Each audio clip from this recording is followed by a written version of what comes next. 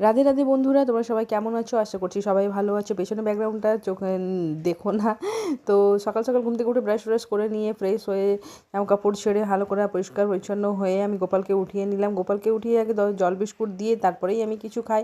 তো তারপরে আমি ব্ল্যাক টি আর দুটো বিস্কুট নিয়ে নিলাম, নিয়ে খেয়ে আমি স্নান করে রেডি হয়ে গেলাম। জলখাবার বানানো হয়ে গেছে।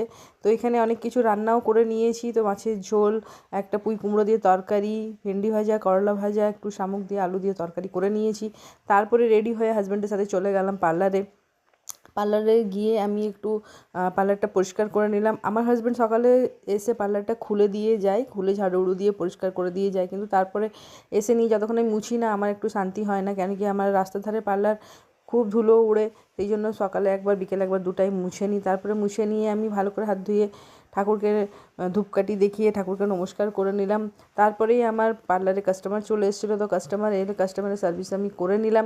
কাস্টমারের থ্রেডিংয়ের কাজ ছিল। তো যেহেতু পার্লারে ফোন ধরার কেউ নেই, সেই জন্য আমি একা হাতে সব ভিডিও করতে পারি না, যতটুকু পারি ততটুকুই করে নিই। তারপরে বাড়িতে এসে লাঞ্চ করে একটু রেস্ট নিয়ে নিয়েছিলাম। তারপরে আবার সন্ধ্যাবেলায় পার্লারে গিয়ে আমার এখানে স্টুডেন্ট আর আমার সাথেই কাজ করে, আমার সাথে থাকে।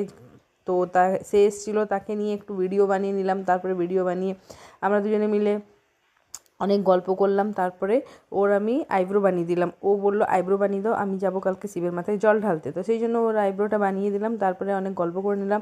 তারপরে আমার টাইম হয়ে গেল, আমি পার্লার বন্ধ করে বাড়িতে চলে এসেছিলাম। তো কেমন লাগলো আমার ভিডিওটা অবশ্যই কমেন্টে জানিও। সবাই ভালো থেকো, সুস্থ থেকো, টাটা।